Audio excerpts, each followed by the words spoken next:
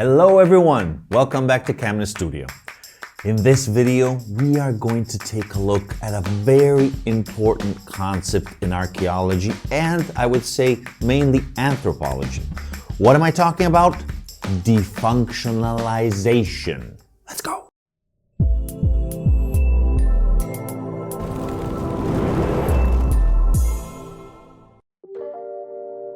Okay guys, defunctionalization. It may seem a complex word, but it isn't.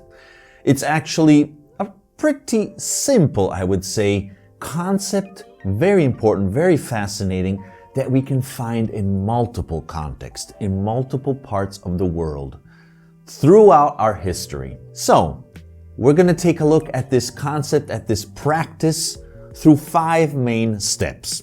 Let's start, let's jump in. Okay, point number 1. What is defunctionalization? Well, it's a process to remove the use or the meaning of a specific object or more objects belonging to a person or a group of people in a burial, inhumation, a tomb. So it's a part of the grave goods of the deceased, we could say, or the paraphernalia, we call it. Everything that is going around that deceased, that or group of deceased people in a specific funerary context. But not only funerary context. Also, we could say this takes place sometimes in other sacred, symbolic context. We are going to focus on the funerary environments. As I said, burials, graves, tombs, anything connected with the afterworld, we could say. That is the most common case. That's why we're focusing on that. Let's proceed. So how does this defunctionalization take place? Very simple. If you break the object or you modify it somehow, some way, okay? That's the main aspect. That's how it takes place. Let's proceed. Point number 3. What do we defunctionalize? What do we find in our archaeological context?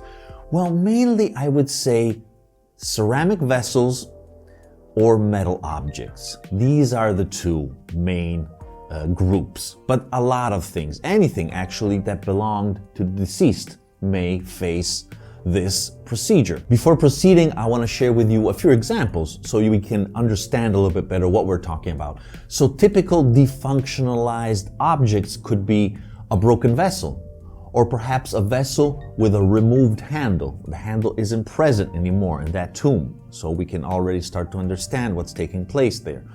Or for example, a folded sword or other metal objects bent somehow, some cases also broken, or partially melted maybe, or things like that.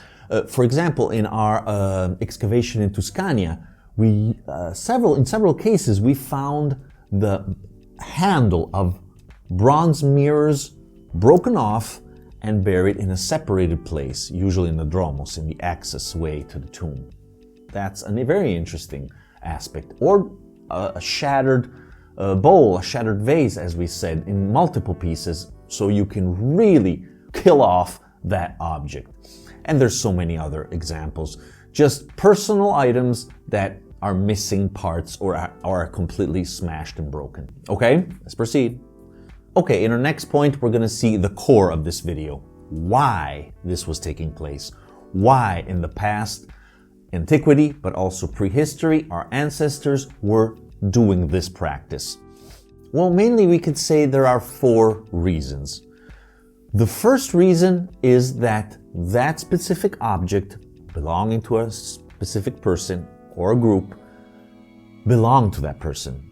And if you break it, if you defunctionalize it, you make sure that that object is not used by anyone else. Okay? This is one of the most important aspects. Why? Well, because it's his object, so it's almost a sort of respect towards the deceased. It's his stuff, it has to stay with him. Plus, we could also introduce the concept of bad luck in popular terms, not scientific terms. A lot of times, an object belonged to the deceased, to a dead person, wasn't seen very positively. It was serving a specific person, okay? If you pass it on without a proper way, a proper ritual, or a proper combination of aspects of procedures, we could say, or perhaps not through its lineage, its family, its bloodline, or just someone else, that could bring bad luck and bad omens, okay? So that's another important part. Reason number 2, we already said something similar now. A specific object, as we said, belongs to that specific person, or couple, or group of persons.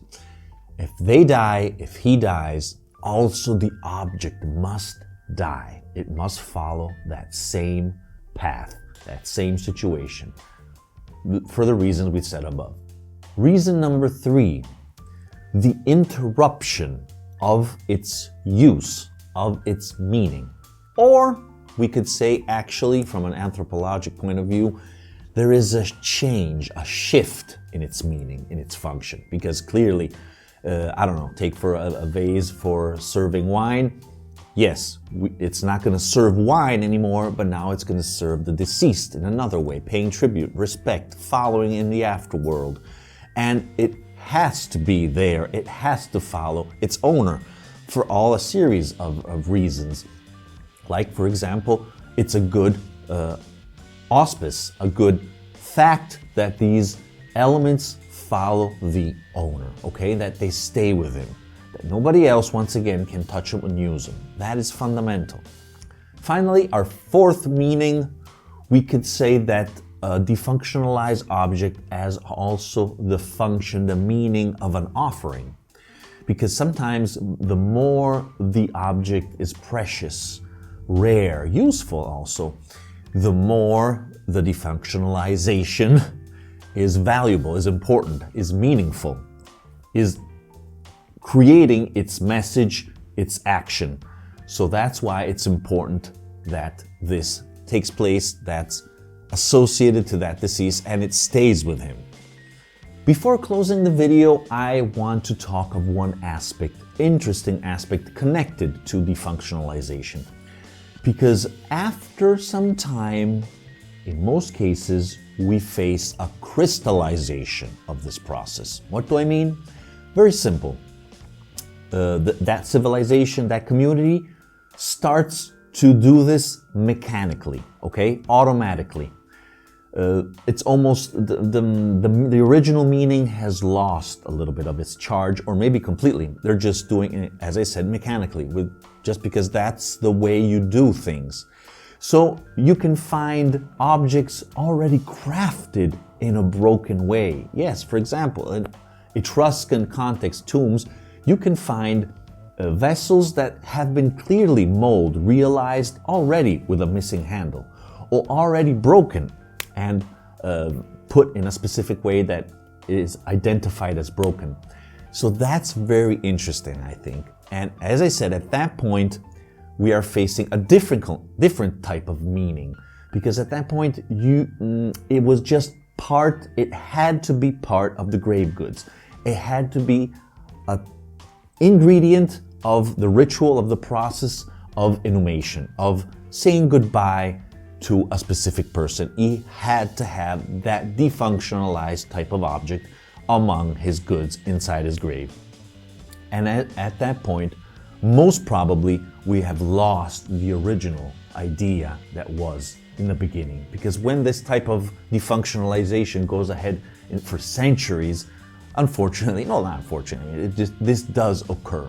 And as I said, I think it's quite interesting to see the evolution of this process. Okay, guys, I hope you enjoyed this video. If you have questions on this, please write them in the comments. Don't worry. Or you can write us at our email, ask@camnes.org.